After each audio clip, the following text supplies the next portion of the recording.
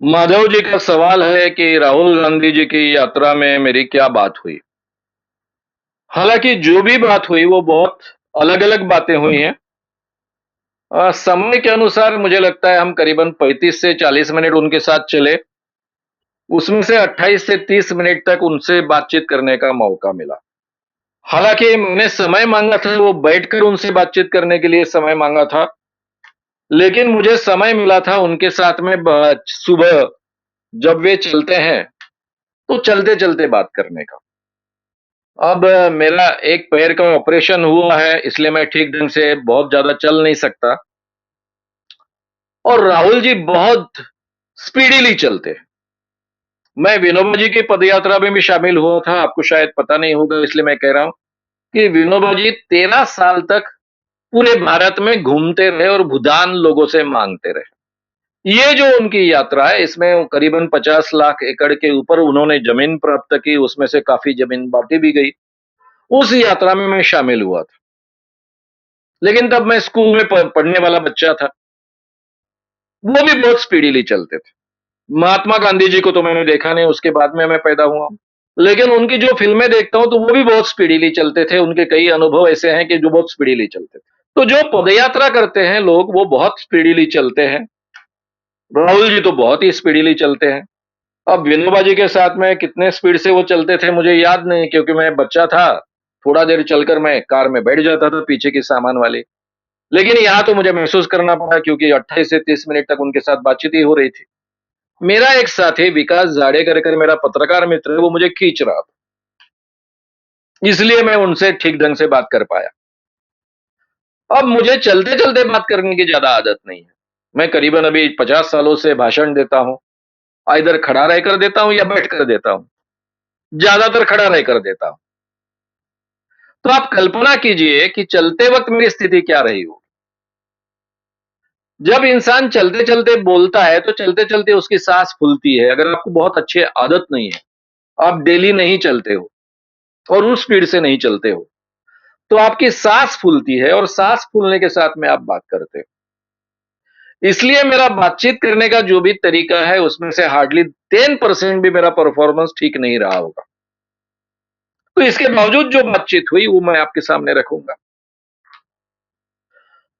सबसे पहले तो मैंने अपना परिचय देते वक़्त उनसे ये कहा था कि क्योंकि बाद में कोई उनसे कहे, तो ये भी ठीक नहीं था, अपना परिचय खुद देना, उसी ढंग से देना आवश्यक था।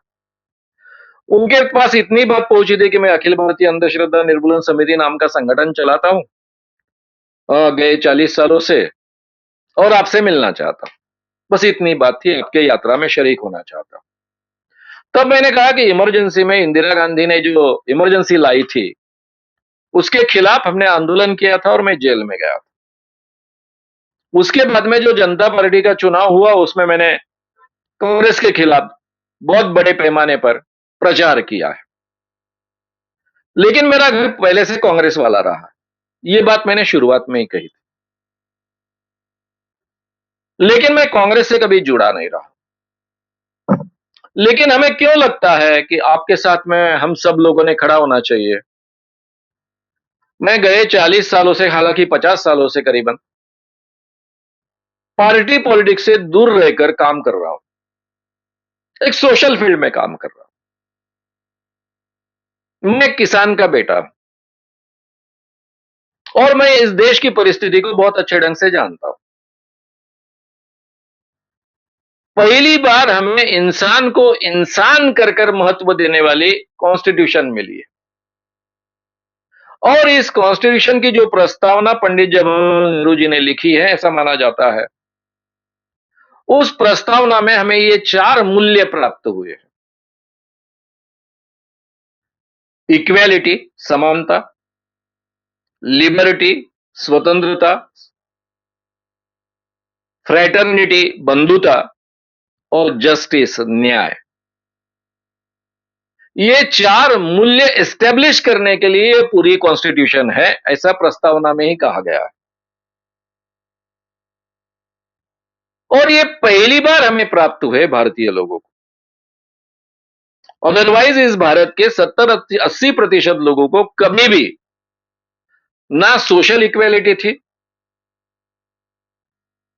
ना इकोनॉमिक इक्वेलिटी का कोई सपना था, लिबर्टी नाम की तो कोई चीज ही नहीं थी, जस्टिस भी नहीं था। जस्टिस बहुत जातीय होता था, जात पंचायत के माध्यम से होता था, आम इंसान को उसमें कोई अधिकार नहीं था। और फ्रैटर्निटी है भी नहीं भी ऐसी स्थिति थी। छुआछूत थी एक तरफ, उच्च नीच भेद थे और उसके आधार पर चलने वाली फ्रैटर्निटी थी। तो इसलिए हमें इसका बहुत मूल्य है। और ये एस्टेब्लिश करने के लिए 51 एच में जो डायरेक्टिव प्रिंसिपल्स इंदिरा गांधी जी ने इमरजेंसी के दरमियान डाले हैं, उसके तहत हम इतने सालों से काम कर रहे हैं।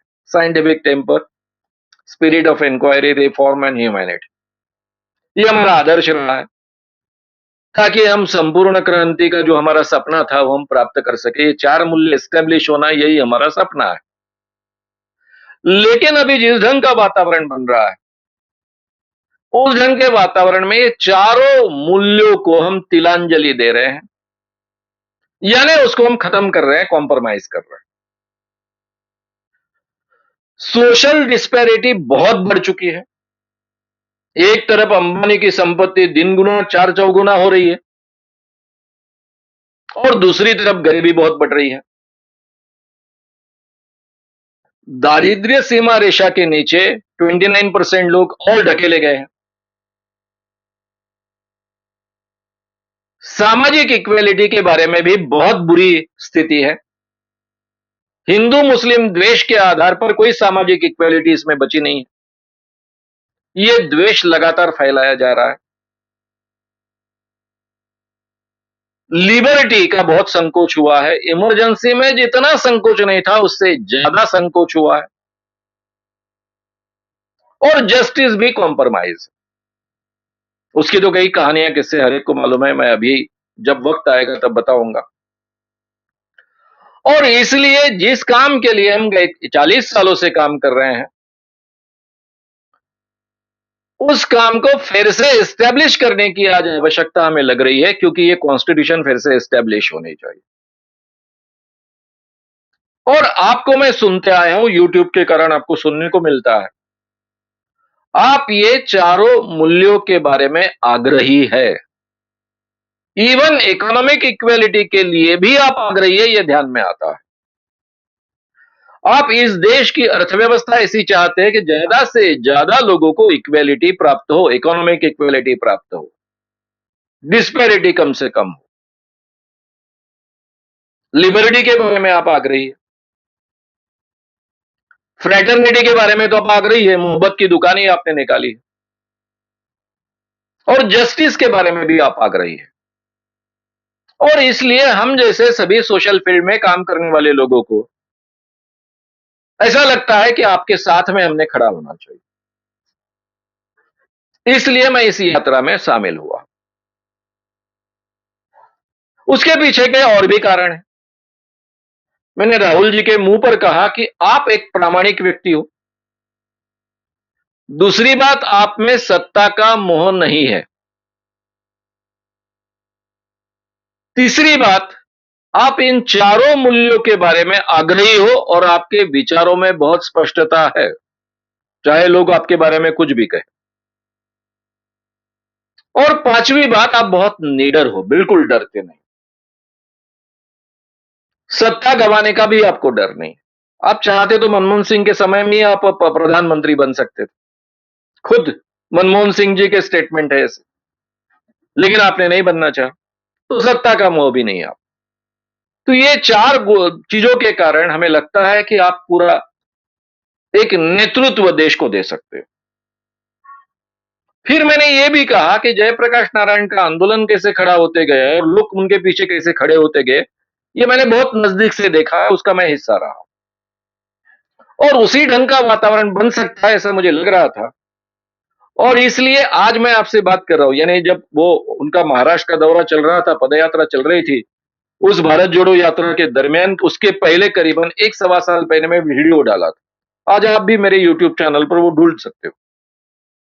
मुझसे राहुल जी के बारे में जब सवाल पूछा गया था, तब मैंने कहा था कि राहुल जी अगर रास्ते में निकलते हैं और केवल हफ्ते में 5 दिन लोगों से जाकर मिलते हैं, तो भी लोग उनके पीछे खड़े हो जाएंगे। तो मैंने तो क्या कहा था कि हफ्ते में 5 दिन, लेकिन वो तो पूरी यात्रा ही निकलने में लगे। तो यात्रा में शुरुआत से ही उनको बहुत प्रतिसाद मिलेगा ऐसा मैंने कहा था। और यात्रा में वो मिला, मुझे उसका आश्चर्य नहीं लगा क्योंकि जयप्रकाश नारायण के पीछे लोग कैसे खड़े होते गए मैंने खुद देखा है, अनुभव किया है, उसका मैं हिस्सा रहा। तो इसलिए इस ढंग से लोग खड़े होते हैं, जब उनमें अस्वस्थता होती है तो उनके सामने कोई ऐसा सिंबल चाहिए, वो उनको प्रामाणिक लगना चाहिए, विश्वसनीय लगना चाहिए, इतनी उसकी आवश्यकता होती है। और वो सिंबल उनको मिल गया और इसलिए वो पीछे खड़े हो रहे हैं, इसलिए हम लोग आपके पीछे खड़े हैं, आपके साथ में। ये प्राथमिक बातें हुई। फिर हमारे काम के बारे में बातें हुई, मैं क्या काम करता हूँ, तो उन्होंने मुझे ये सवाल पूछा कि आपने ये काम नागपुर से शुरू किया। तो नागपुर में तो आरएसएस है, आरएसएस ने आपको विरोध नहीं किया क्या? तो मैंने कहा कि नहीं, मुझे आरएसएस ने कभी ऑर्गेनाइज विरोध नहीं किया। उसके पीछे के 2-3 कारण हैं। एक तो कारण है मैं खुद तरुण भारत का प्रोडक्ट हूँ। तरुण भारत ये आरएसएस का मुखपत्र है। और ये आरएसएस का मुखपत्र जो है उसके मागो वैद्य मेरे संपादक रह चुके हैं, दीपा घुमरे मेरे संपादक रह चुके हैं। और इन लोगों ने मुझे हमेशा मेरे काम में साथ दी। जब मैं कई बाबाओं को एक्सपोज करने लग गया, तब मेरे खिलाफ काफी कंप्लेंट्स आरएसएस के तब के प्रमुख बाला साहब देवरस के पास गई।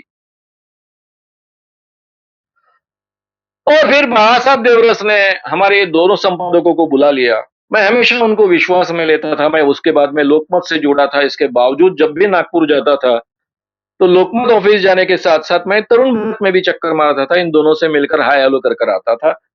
जो भी काम किया है बीच में उसकी जानकारी उनके सामने रखता था। इतना ही नहीं तो मेरे जो शिविर होते थे उनमें भी उनको अपनी बात रखने के लिए बुलाता था। तो मैं हमेशा टच में रहता था। इसलिए मैं क्या काम कर रहा हूँ ये तो उनको पता ही था। और फिर हर हफ्ते में इस विषय पर एक आर्टिकल मेरा लोकमत में आता था, इसलिए क्या काम चल रहा है इसकी जानकारी होती थी। तो उन्होंने मैं क्या काम कर रहा हूँ ये उनको ठीक ढंग से बाला साहब देवरस जी के सामने बात रखी। तो बाला साहब देवरस जी ने ऐसा कहा कि हमें कहा हमारे घर में सांप चाहिए। अगर मेहमान के लाठी से सांप मरता है तो बहुत अच्छी बात है। मेहमान के लाठी से अगर सांप मरता है तो बहुत अच्छी बात है। ये बाबा साहब देवरस ने एक बार नहीं, दोबारा फिर से कंप्लेंट जाने के बाद में भी यही वाक्य उन्होंने दोहराया था। यानी अंधविश्वास हमारे हिंदू समाज में हमको नहीं चाहिए। हम खुद उनको दूर नहीं कर सकते हैं। तो मेहमान एक बाहर का व्यक्ति, श्याम मानव जैसा उसके संगठन अगर इस अंधविश्वास को दूर कर रहे हैं तो अच्छी बात है। हमें कहा हमारे घर में सांप चाहिए, अंधविश्वास चाहिए। ये उनका कहना था, ये मैंने बात उनके सामने रखी। बोला ऐसा क्यों हुआ? मैंने बोला आरएसएस में एक सावरकर विचारधारा के लोग हैं। अब राहुल जी का सावरकर जी के बारे में क्या मत है आपको सबको मालूम है, जाहिर तरीके से वो क्या बोलते हैं मालूम है। मैं सावरकर जी की तरफदारी उनके सामने कर रहा हूं। सावरकर जी ने सामाजिक क्षेत्र में बहुत ही एग्रेसिवली विचार रखे हैं। धर्म सुधार के विचार बहुत एग्रेसिवली रखे हैं। अंधविश्वास के खिलाफ वो बहुत एग्रेसिवली वो लिख चुके हैं और बोल चुके हैं। तो ये विचारों को मानने वाला जो आरएसएस का तबका है उसने हमेशा मेरे काम में मुझे साथ दी। ये बात मैंने उनके सामने रखी। देखिए, राहुल जी को क्या पसंद है, क्या नहीं है, मुझे पहले से मालूम है। इसके बावजूद मैंने कहा कि इंदिरा गांधी के खिलाफ आंदोलन कर कर ही मैं सामाजिक क्षेत्र में आया। उसके बावजूद सावरकर के खिलाफ उनके ये विचार होते हुए भी मैंने सावरकर की जो अच्छी बात है उनके सामने रखी। मेरे पत्रकार मित्र मुझे कह रहे थे कि ये बात मत कहो, ये बात मत कहो, लेकिन मैं कहते गया। फिर हमारी जो बातें हुई, फिर मैं किस ढंग से काम करता हूँ, ये बात हुई। हम भगवान के खिलाफ बात नहीं करते, धर्म के खिलाफ बात नहीं करते। लेकिन धर्म और भगवान के नाम पर जो शोषण होता है, उसके खिलाफ हम काम करते हैं। और इस ठगी को बड़े पैमाने पर एक्सपोज करते हैं। और इसलिए इतना बड़ा रिस्पॉन्स हमें मिला। और ये मुझे हमारे महाराष्ट्र की संत जो परंपरा है, संत ज्ञानेश्वर, संत नामदेव, तुकाराम, इस परंपरा के कारण सूझा और मैं उस ढंग से वो कर पाया। तो वो परंपरा क्या है, ये भी उनके सामने रखा। फिर उन्होंने कहा कि आपका काम जो है उसको इतना अच्छा रिस्पॉन्स मिला, उसके पीछे का कारण ये है। तो एक उदाहरण उन्होंने दिया, एड्स के बारे में, पूरे दुनिया में जो काम चल रहा है उसके बारे में। कई देशों के उन्होंने नाम लिए जहां काम चल रहा है। लेकिन ऐसा एक लैटिन अमेरिकन देश है, जहां पर ये एड्स का काम बहुत इफेक्टिव हुआ। तो मैंने उनसे पूछा कि भाई, ये जो बहुत इफेक्टिव आपका काम हुआ, उसके पीछे का कारण क्या है? तो उन्होंने कहा कि हम कुछ नहीं कहते। हम नैतिकता, अनैतिकता ऐसी कोई बात लोगों के सामने रखते ही नहीं। हम सीधा कहते हैं कि आपको सेक्स करना है तो प्रोटेक्टेड सेक्स कीजिए और एड्स से अपने आप को बचाइए। और इस कारण हमारे काम का सक्सेस रेट बहुत ज्यादा है। तो उन्होंने एक नोक पकड़कर अपना काम किया, इसलिए उनका काम बहुत सक्सेस हुआ। वैसे ही तुमने एक नोक पकड़कर काम किया, उसमें धर्म और बाकी चीजों की गलत करते बैठे नहीं, इसलिए आपका काम ज्यादा सक्सेस हुआ। ये भी बात उन्होंने अपनी ओर से ठीक ढंग से हमारे सामने रखी। फिर भी इधर-उधर की भी काफ़ी बातें हुई। उन्होंने कुछ अपनी बातें रखी, हमने अपनी कुछ अपनी बातें रखी। पर मोटी-मोटी जो महत्व की बात है, वो ये बात है। और मैंने बोलते वक़्त ये भी कहा उनसे कि आपके पीछे पूरा देश खड़ा हो जाएगा। आप जिस ढंग से आगे निकले हो, लोगों के मन में बहुत अस्वस्थता है। वो इससे बाहर आना चाहते हैं। ये हिंदू-मुस्लिम द्वेष की परंपरा है, वो उनको बिल्कुल यानी हिंदू-मुस्लिम द्वेष आम इंसान को, आम हिंदू व्यक्ति को बिल्कुल पसंद नहीं है, क्योंकि हिंदू धर्म का हिस्सा द्वेष ये हिस्सा कभी रहा नहीं। फिर मैंने ये भी कहा उनसे, उनको मालूम था, वो मालूम बात नहीं होगी ऐसे नहीं है। उनसे ये भी कहा कि हिटलर ने इसका इस ढंग से उपयोग किया गया था, इसे लॉ ऑफ डोमिनेंट अफेक्ट कहते हैं, कि लोगों की भावनाओं को भड़काओ, द्वेष से उनको पूरी तरह से भड़काओ, ताकि बगैर सोचे वो आपका सजेशन स्वीकारे। इसी के आधार पर हिटलर ने जूस का द्वेष फैलाकर, उनका डर बताकर वहां पर अपना राज स्थापित किया था। वही प्रकार यहाँ चल रहा है। ये भी बातें हुई। अभी 28 मिनट में काफी ये बातें हुई वैसे देखा जाए। अब उसमें हम इतने नजदीक-नजदीक बात कर रहे थे, करीबन मैं उनके बहुत कई बार उनके शरीर को लग जाता था, फिर थोड़ा दूर-दूर होना पड़ता था। कोशिश चल रही थी, क्योंकि मैं ठीक ढंग से चल नहीं पा रहा था और उसके बाद में मेरा पैर इतना सूजा कि 2-3 महीने तो भी वो जगह पे आने के लिए लग गए। इतना उसका असर हुआ था। यानी 28-30 मिनट में जितना स्पीडीली चलना पड़ा। टोटल हम 45 मिनट्स उनके साथ में चले। बहुत सुंदर अनुभव रहा। बहुत अच्छे ढंग से वार्तालाप हुआ और इस वातावरण में भी उनको बहुत अच्छे ढंग से सुनाई जाता है, क्योंकि यहाँ माइक लगाया था। शायद उनको कान में सुनने की व्यवस्था की गई है, तो इसलिए बहुत अच्छे ढंग से उनको सुनाई देता था। मेरे हर सवाल को वो ठीक ढंग से समझ रहे थे, उसी के आधार पर सवाल पूछ रहे थे और मैं पहले से जानता था कि वो एक इंटेलिजेंट व्यक्ति है, इसलिए मुझे कोई उनके सवालों से अचरज नहीं लगा। लेकिन काफ़ी सवाल उन्होंने पूछे थे। यही बात अगर बैठकर होती तो बहुत ज़्यादा अच्छे ढंग से हो पाती, ऐसा मैं मानता।